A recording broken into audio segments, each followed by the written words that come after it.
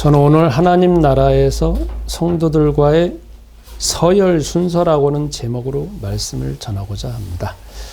저 따라서 하겠습니다. 예수는 그리스도, 우리는 하나님의 자녀, 모든 문제의 끝, 마귀야 가라, 성령 충만, 세계 복음화, 전도 제자, 땅 끝까지 증인 되리라. 제가 요즘에 목사가 된 것 같습니다. 매일매일 목사가 더 된 것 같습니다. 우리 인생은 뭐 한 번 사는 것이고 예전에 살아왔던 그것이 아니기 때문에 매일매일 새로운 것을 경험합니다. 제가 또 제 자신에게 말할 수 있는 게, 여러분들은 직장에서 각자 예수는 그리스도 이름 부르지만 저는 아침에 일어나가지고 오전에 누가 콜을 하지 않으면 거울 보고 1시간 동안 그 예수는 그리스도 이름 부릅니다. 제일 처음에는 뭐 20분 할 때 좀 따분하고 왜 이렇게 시간이 긴지 했습니다. 왜냐면 제 인생의 역사 가운데 그래 본 적이 없습니다. 그러니까 5분도 정말 길었고 10분도 정말 길었습니다. 근데 자꾸 하다가 보니까 시간이 늘어나서 지금은 1시간은 그냥 최소한 시간이 1시간입니다. 그리고 오후에는 점심 먹고 또 누가 콜 하지 않으면 이제 현장에 갑니다. 어느 때는 오전에 아이들을 봐야 될 시간이 있습니다. 그러면 뭐 한 6개월 된 아이를 그냥 안고 그냥 거울 쳐다보면서 예수는 그리스도입니다. 1시간 동안 부르니까 그 아이는 어떻게 될지 모르고, 또 옆에 또 어느 때는 또 2살짜리도 있고 뭐 있으니까 또 걔 앞에서 또 계속 합니다. 아마 그게 이제 어렸을 때 그렇게 듣는 거니까 이제 머릿속에서 저 할아버지는 저렇게 하는 거구나 라고 이제 생각하는 게 아니라 이제 기억을 하겠죠. 그리고 예전에 제가 전도 운동을 할 때는 현장에 가서 살았습니다. 사실 제가 제 자신이 압니다. 하나님도 아시고. 왜냐면 90년대 중반에 포항공대 그리고 포항제철에서 그냥 거기서 살았습니다. 그래서 전도하기 위해서 했고, 또 그때 전도도 많이 했습니다. 왜냐면 제가 현장에 살았으니까. 제가 그때 당시 믿을 수 있는 거는 뭐 포항에 제가 아는 사람이 없으니까.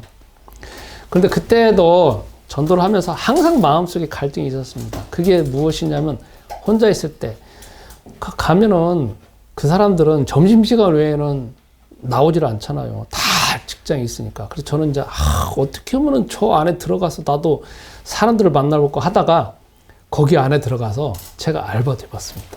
그러다 보니까 각 공장에 이 공장은 이렇게 생겼구나, 저 공장은 저렇게 생겼고 사람들은 이렇게 구나, 정말 신기하게 현장을 많이 경험했습니다. 그런데 그때도 사람들 많이 전도했습니다. 근데 속에서 갈등이 있었습니다. 왜냐하면 이렇게 될까 저렇게 될까 하고 수많은 속에서 나오고 있는 생각은 제가 그거를 어떻게 그리스도 이름으로 바꿔야 되는지는 사실 그렇게까지는 잘 몰랐습니다. 근데 요즘에는 이제 현장에 가면은 웬만하면 속질 않습니다. 또 속았다 하더라도 잠깐만 속습니다. 그리고 현장을 보면서 기도합니다. 예수는 그리스도 이름 한 100번 부르면 하나님이 계획이 나오더라고요. 예수는 그리스도 이름 100번 부르면 여기 있는 사람들이 뭐가 문제인지 보이더라고. 그리고 예수는 그리스도 100번 부르면 여기는 어떤 식으로 해야 되는지 그냥 떠올라지더라고. 제가 떠올라서 떠오르는 게 아니라 떠올라지더라고. 그래서 이번 주에 제가 주로 갔던 데가, 제가 사는 동네가 이 동네니까 아산병원. 아산병원은 아시아에서 가장 큰 병원이잖아요. 옛날부터 아산병원 놓고 기도하고 그랬었는데 아산병원 가고, 그 다음에 저기 보면은 먼 YP라고 있는 데 있습니다. 그래서 그 앞에 보면 스타벅스 있으니까 거기서 또 앉아갖고 있고, 그 다음에 또 저쪽 가면 무슨 대학교가 있습니다. 그래서 그 대학교 안에 또 옆에가 또 고등학교, 체육화 되어진 거기 가갖고 또 이렇게 합니다. 그래서 이번 주에는 제가 원하는 대로 사람을 만나게 됐습니다. 직접적으로 대화를 하게 되었고, 그래서 이게 다르네? 예전에는 현장 가면은 전도가 안 돼가지고 사람이 안 만나지고 그냥 저 혼자 있으면 답답해가지고 또 어디 다른 데 가야 해가지고 막 속에서 여러 가지 갈등이 생겼었는데 지금은 사람이 없어도 사람이 있어도 그리고 막 사람이 우왕좌왕하더라도 여기에서 하나님에게 뭔지 예수는 그리스도를 자꾸 부르면 속에서 믿음이 생겨지고 방법이 나오고 만나야 될 사람이 마음속에서 그냥 자동으로 그냥 이렇게 움직여지더라고요. 그래서 이게 사도행전에서 보여지고는 그런 것이 내 안에서도 실제로 이루어지는구나 라는 것 자체를 경험하게 됐습니다. 우리가 세상에 살면서 가장 중요하게 여겨야 되는 이름이 그리스도 이름입니다. 우리는 기적을 바라고 방언을 바라고 내가 갑자기 입신되어져 가지고 저 하늘에 올라가는 것만 대단한 걸로 생각하고 내가 갑자기 병든 자 막 딱 기도하면 막 병든 사람이 낫고 막 하는 것 자체를 어마어마한 기적이라고 생각하고 그게 신앙생활의 모든 거라고 생각을 합니다. 저 사실 그렇게 살아왔습니다. 그런데 자꾸 접하다 보면서 느껴지는 게 뭐냐면 그 기적 이면에 가장 중요한 게 있습니다. 그게 뭐냐면 저 따라서 하겠습니다. 예수는 그리스도. 예수는 그리스도. 예수는 그리스도. 예수는 그리스도. 그 이름입니다. 하나님께서는 창세기 3장 15절에 최초에 망가져버리고 망한 아담과 하와에게 막 기적을 보여준 게 아니고 방언을 보여준 게 아니고 병고침을 보여준 게 아니고 거기서 하나님이 나타났고 왜 그러냐 보여준 게 아니라 너는 거기에서 이름 하나만 기억해라. 그리스도라고는 이름, 여자의 후손이라고는 이름만 기억해라. 왜? 그것을 네 마음속에 심어라. 왜? 세상에는 그 이름을 모르도록. 그리고 네가 여태까지 망한 이유는 뭐냐면 그리스도 이름 몰랐기 때문에 망한 거니까. 그래서 그리스도 이름을 기억하라겠습니다. 왜? 이 세상에는 아담과 하와가 에덴 동산에 있기 전에 이미 다른 존재가 임하 있었습니다. 에덴 동산에는 아담과 하와만 그 중심으로 보여지지만 바깥의 큰 세계는 창세기 1장 2절에 어둠과 혼돈과 공허와 그런 것 자체가 딱 있습니다. 그리고 눈에 안 보여지는 사단이 장악하고 있습니다. 그러니까 우리는 이 세상에 출현할 때, 이 세상에 태어날 때 우리가 먼저인 줄 압니다. 그리고 우리밖에 없는 줄 압니다. 아니라니까요. 하나님이 계시는 거지만 이미 사단이 있습니다.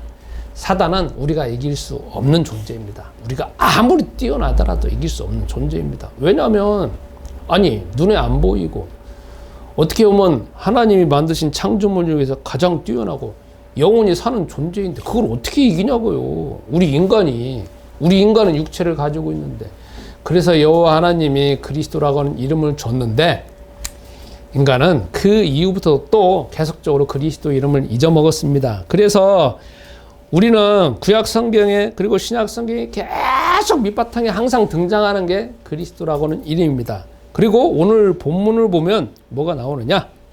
예수님께서 이제 이적을 보이시는데 보이시면서 이제 말씀하시는 주로 내용이 뭐냐면 제자들이 이제 예수님한테 물어봅니다. 세베대의 아들 야고보와 요한이 예수님한테 주의 나라가 영광 중에 임하시면 예수님께서 영광 중에 임하시면 우리를 오른편 위편에 가장 높은 자리에 그러니까 쉽게 표현하면 옆에 그 왕 정도, 분봉왕 정도 아니면 가장 높은 신하, 권위가 있고 권력이 있는 신하로 우리를 딱 해서 보내주세요. 아니면 그 자리에 올려주세요라고 질문합니다. 그랬더니 예수님께서 여러 가지 말씀을 하십니다. 제자들 입장에서는 헷갈리는 말씀을 하시죠.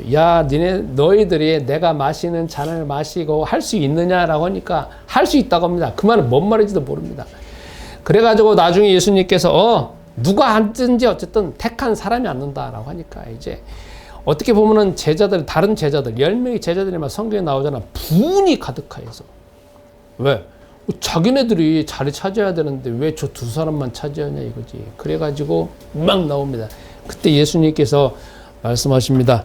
누구든지 높아지려고 하면 섬기는 자가 돼야 되고 종이 되어져야 된다라고 말씀을 하십니다. 그 내용입니다.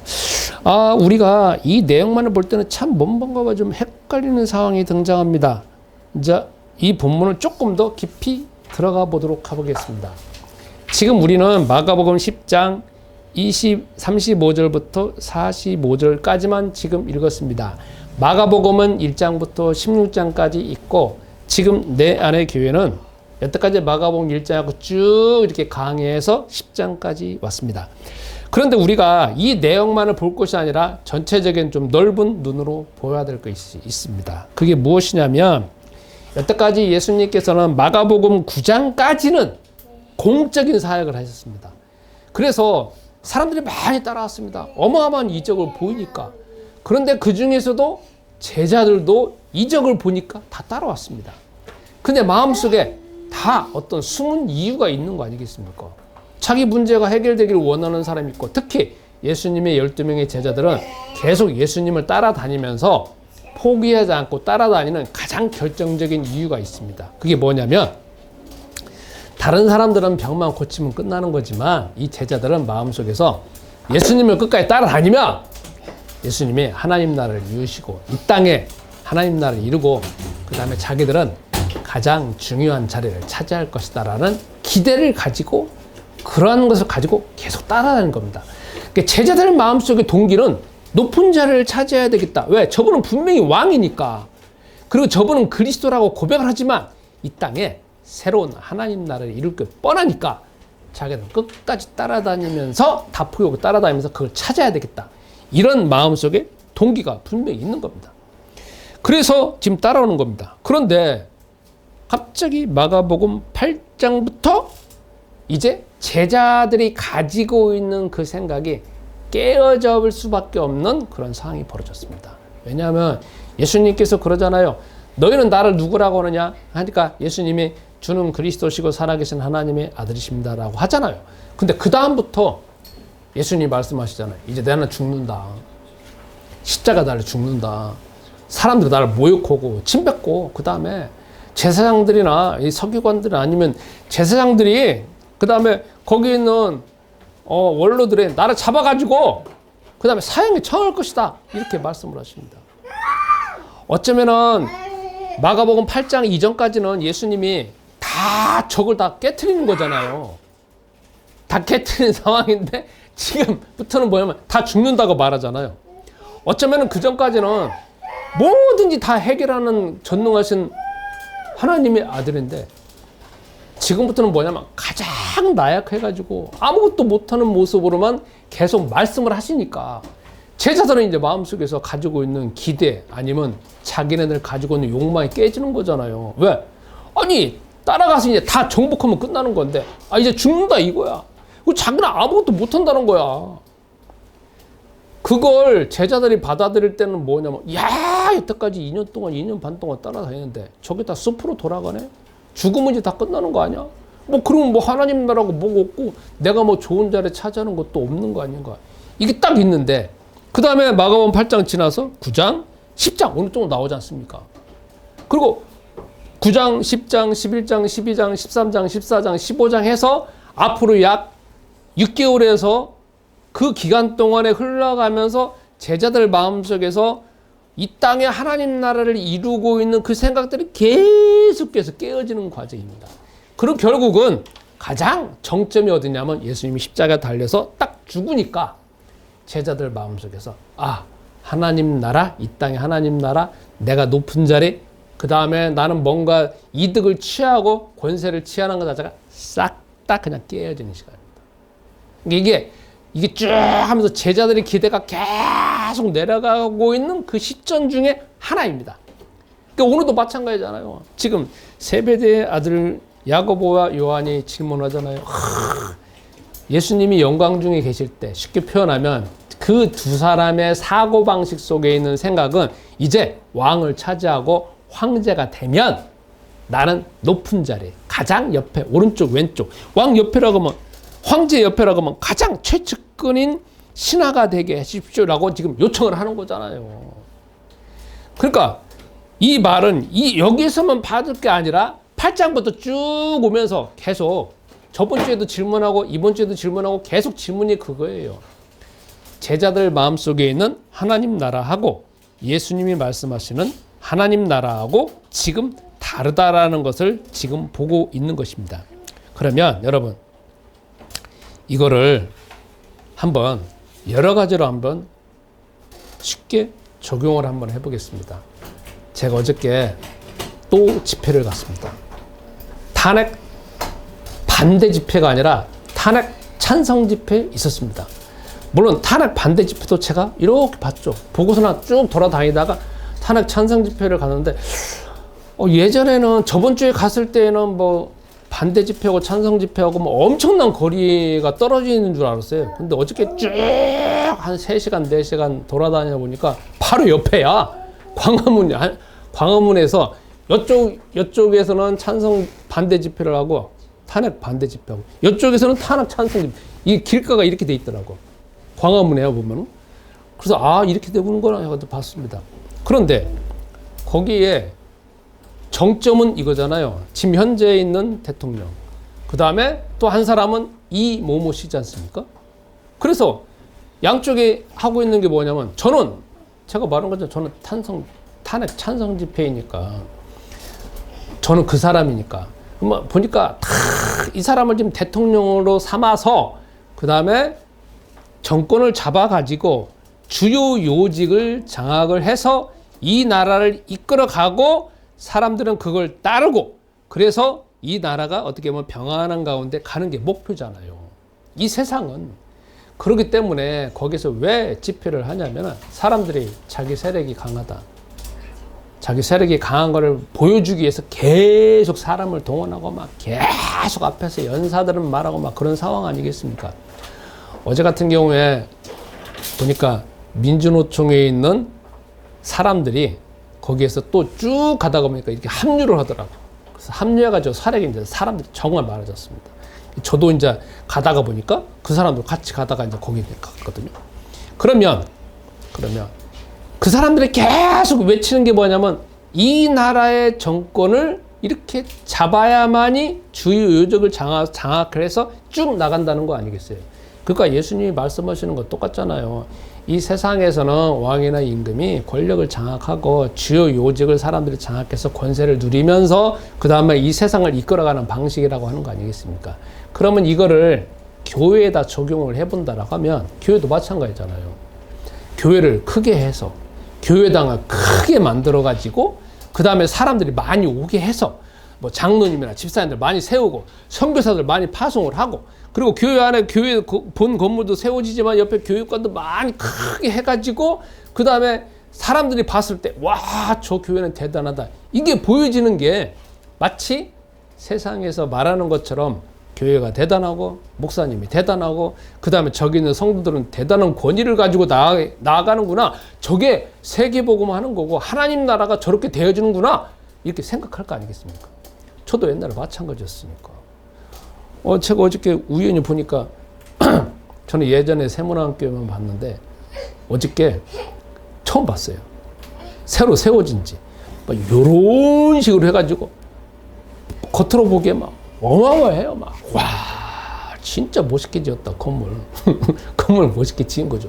그러면 바깥에서 볼 때도 와, 저 건물 대단하고 저 안에 있는 목사님 대단하고 저 교회 다니는 사람들은 저 건물을 세우기 위해서 얼마나 많은 헌신과 노력과 기도를 했을 것이고 그리고 얼마나 많은 자부심을 느끼겠는가 이제 생각이 드는 겁니다. 그러면 그게 하나님 나라다라고 하고 그것만이 유일한 하나님의 나라라고 하면 저는 할 말이 없어요. 그리고 여러분은 내 안에 교회 성도님들 이렇게 오프라인으로 예배를 드리고 온라인으로 예배를 드리지만 그러면 우리 교회는 뭐 아무것도 이렇게 생각이 들 수밖에 없어요. 왜냐면 세상의 사고방식이 그렇고 세상의 구조가 그렇기 때문에. 그런데 여기서 예수님이 하시는 말씀이 있습니다. 그게 뭐냐면 지금부터 하나님 나라에 대한 개념 그리고 하나님 나라를 어떻게 이루어지는 과정 그리고 하나님 나라에서 제일 중요한 게 사람들이잖아요. 사람들과의 관계에서 어떻게 해야 되는지에 대하여서 예수님이 하시는 말씀을 우리가 지금 적용을 해야 될 것입니다. 첫 번째, 예수님이 말씀하시는 하나님 나라는 이 세상에 권위자들과 왕들이 세워지는 그런 형태에 보여지는 이 외형적인 중심의 하나님 나라를 말씀하지 아니하셨습니다. 예수님이 말씀하시는 하나님 나라는 어디냐?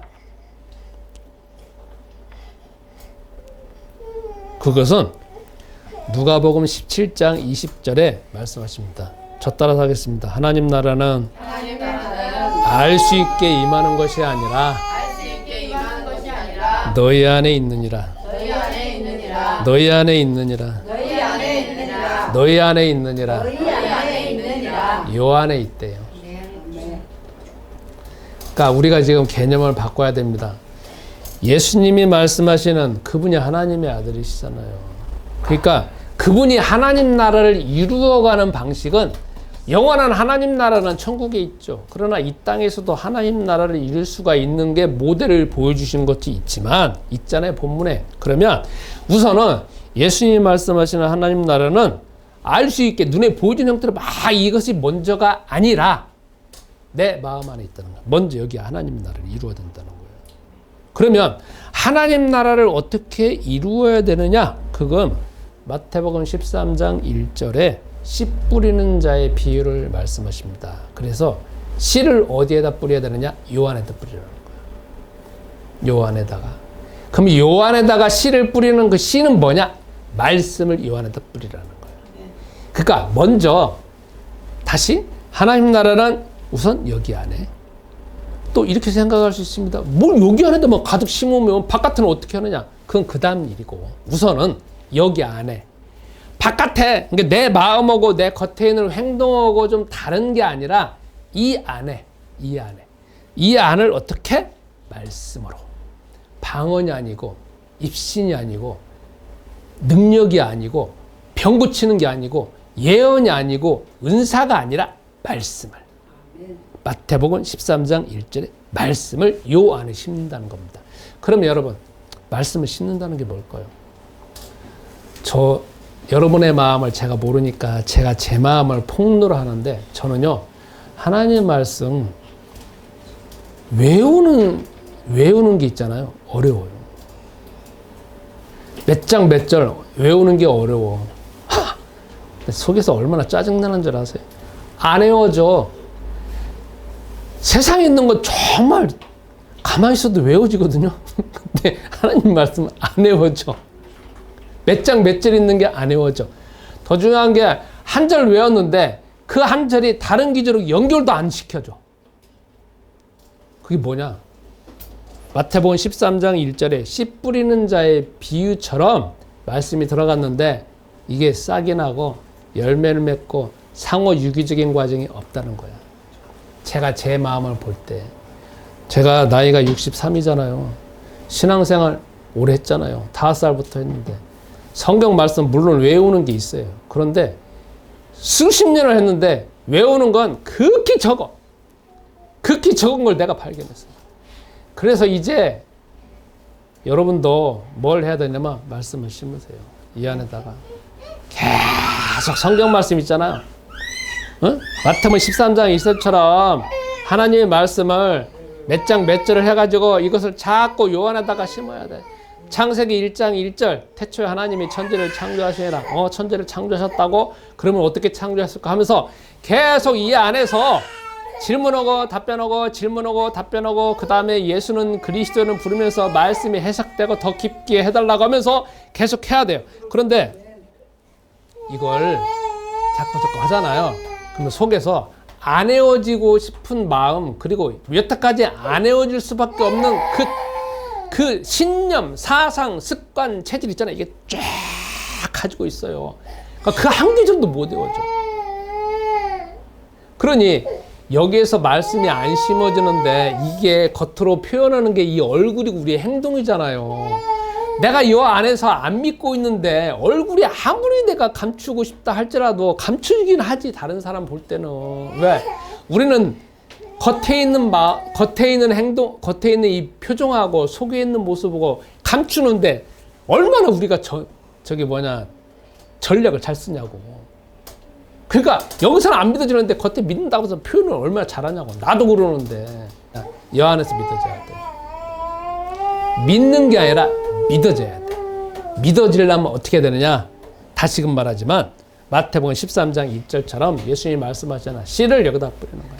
말씀을 자꾸 집어넣고 그 다음에 말씀을 질문해보고 말씀 속에서 자꾸 질문하면 속에서 이해하지 못하는 그 생각이 누구냐? 사단이에요. 그래서 그걸 어떻게 되냐? 예수는 그리스도를 부르면서 이 말씀이 깨닫게 기도하세요. 우리가 가지고 있는 기존에 가지고 있는 생각, 이게 맞다라고 하는 거느냐? 맞는 게 아니에요. 이건 진실이다라는 건 진실이 아니에요. 이건 사실이다라는 건 사실이 아니에요. 우리는 내 속에서 진짜다, 저거 확실하다, 진리다, 절대 변할 수 없다. 그것 자체가 사단의 생각이에요. 우리 인간은 죽을 때까지 완전한 게 아니라는 거야.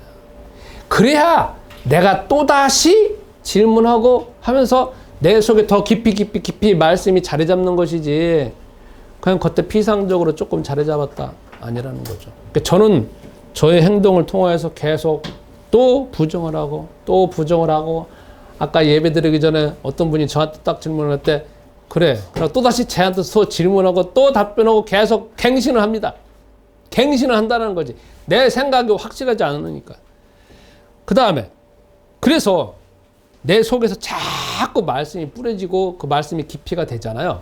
그러면 그 다음에 뭐냐면 이 안에 계신 성령께서 하나님 나라 이루셔요. 사도행전 1장 8절 오직 성령이 너희에게 임하시면 너희가 권능을 받고 예루살렘과 온 유다 사마리아 땅끝까지 증인되리라 했지 않습니까? 말씀이 이 안에 심어지면 내 안에 계신 성령께서 이 마음 속에서 뭘 해라, 어떤 감동을 주든지 어떤 생각을 주든지 어떤 액션을 취하도록 뭔 일이 벌어져요. 그래서 사도행전 2장에 오순절날이 이미 이름의 성령이 하면서 그 다음에 뭔가가 일이 벌어진다는 거야. 그 다음부터는 사도행전 2장부터 3장에 하고 쭉 해서 28장까지 하나님 나라가 이루어지잖아. 그러니까 예수님께서 이루시는 하나님 나라의 그러한 모든 과정과 결과하고 이 세상에 우리가 생각하는 하나님 나라의 개념하고 다르다 이거예요. 그러니까 우선 저도 다 내려놨어요. 뭘 내려놨느냐? 이 나이가 되어지니까 뭐 되어진 것도 없잖아. 그러니까 뭐 나는 못하니까 그냥 다 내려놓고 뭐 이제 될 대로 되라 하고 가만히 놔뒀습니다. 왜? 제가 여태까지 수많은 방법 해봤을 거 아니에요. 이 방법도 써보고 저 방법도 써보고 그렇잖아요. 근데 뭐 하는 것 같지도 않고 안 하는 것 같지도 않고 결과 나오는 것 같지도 않고 안 나오는 것 같지도 않고 결과 나왔다가 다시 또 숲으로 돌아가고 결과를 나오는데 갑자기 또 밑에부터 무너져갖고 싹 다 버렸습니다. 그래서 어차피 나는 내 능력으로는 안 되니까 끝! 하고서 그냥 가만히 있었습니다. 그리고 어떻게 하느냐? 자꾸 성경의 말씀처럼 말씀을 심자 해서 여기 있는 것을 말씀을 심으면서 자꾸 불신앙적인 생각들을 자꾸 버리면서 재해석해가지고 말씀을 심으니까 이 안에 하나님 말씀이 자꾸 심겨지더라고요. 그리고 이게 어느 순간에 뭔가가 나타나다는 거죠. 그래서 여러분과 저도 이렇게 하셔야 됩니다. 두 번째, 예수님이 제자들에게 하시는 말씀이 있습니다. 그게 뭐냐면 이제 너희가 하나님 나라를 이루는데 너희가 섬기는 자가 되라 이거예요. 섬기는 자. 그리고 섬기는 자가 되라는 겁니다. 자, 여기에서 우리가 이제 좀 하나 또 살펴볼 것이 있습니다. 그게 뭐냐면 섬기는 자라는 거는 사람과 사람과의 관계입니다. 제가 여러분도 똑같을 거야. 제가 바깥에 나가잖아요. 당장 바깥에 나가면 그 다음부터 보여지는 게 뭐냐면 차가 보이고 아파트가 보이고 사람이 옷 입은 게 보이고 명품을 걸쳤나 안 걸쳤느냐, 신발은 뭐 신었느냐, 뭔 옷을 입었느냐, 그리고 남자냐 여자냐, 그리고 여기에 뭐 안경 썼느냐 안 썼느냐, 나이가 뭐냐, 보는 게요. 다 어쨌든 저도 기준이 있는 거 아니겠습니까? 그래서 보면서 다 뭐냐 판단을 하고 있습니다. 근데 판단하면 판단해서 그치는 게 아니에요. 그 다음에 뭐냐면 정죄를 해요. 아, 저 사람은 저 옷 입은, 아우, 씨, 왜 저런 옷 입었을까? 저 사람은 저렇게 인상을 쓰고 있네? 아우, 씨, 저 사람은 왜 이렇게 병원도 안 갔나? 하면서 있잖아요.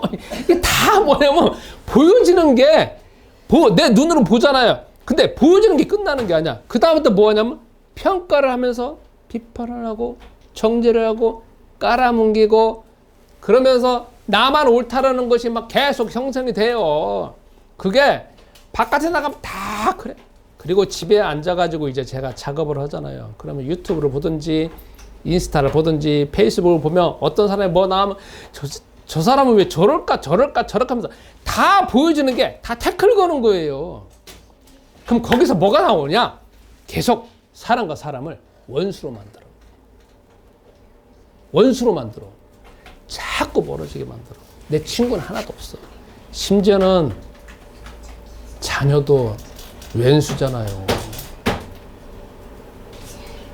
나이가 들어가면 들어갈수록 배우자는 더 원수잖아요. 그죠? 어저께 집회에 가서 제일 무서운 사람들을 봤어요. 50대, 60대 아저씨, 아줌마들이 제일 무섭더라고. 저도 60대지만. 근데 배는 게 없잖아요. 특히 남자들보다 여성분들이 더 무섭더라고. 배는 게 없잖아요. 그때 중년기 지나고 그 다음에 갱년기 딱 오면 그 다음에 이제 남성화 되어지는 게 더 많잖아요.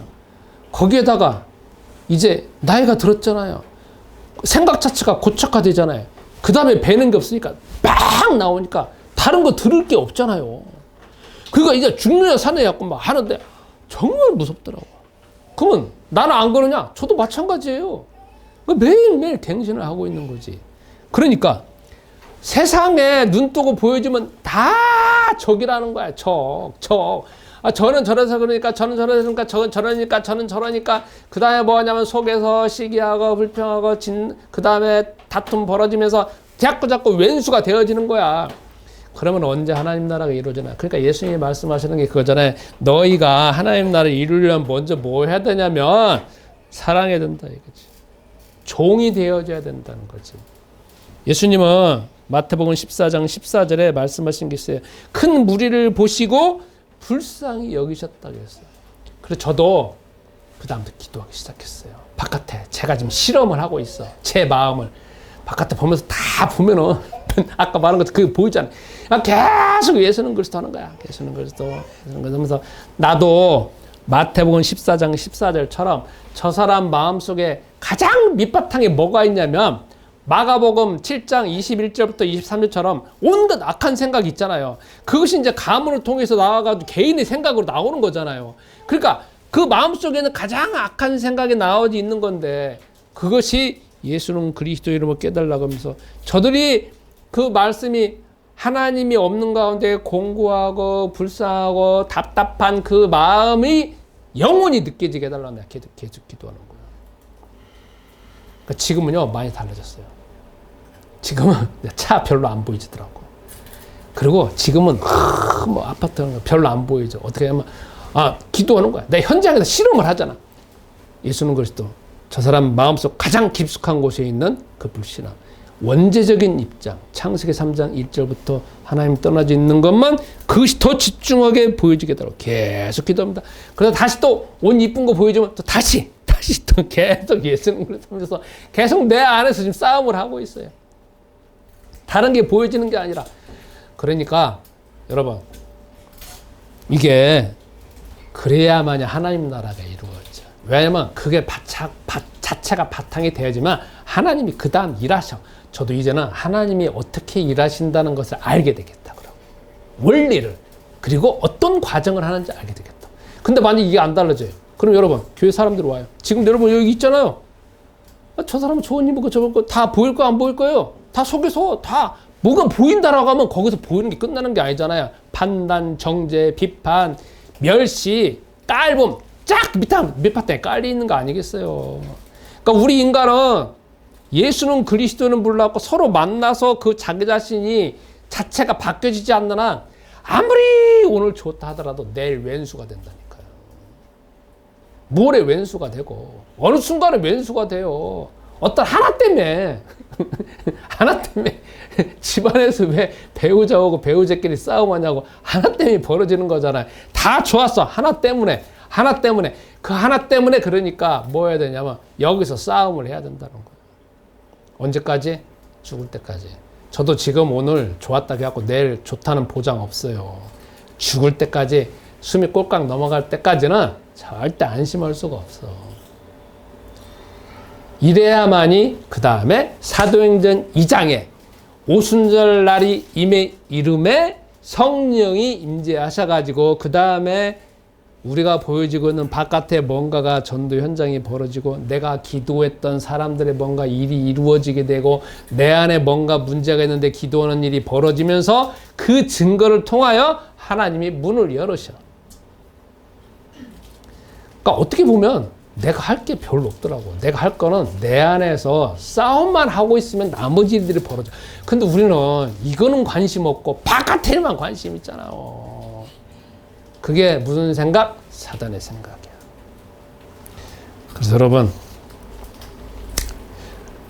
이번 한 주간 계속 그리스도를 부르면서 우선 어디? 바깥에 안 가. 여기부터. 내 안에. 여기 안에. 그럼 하나님이 하셔.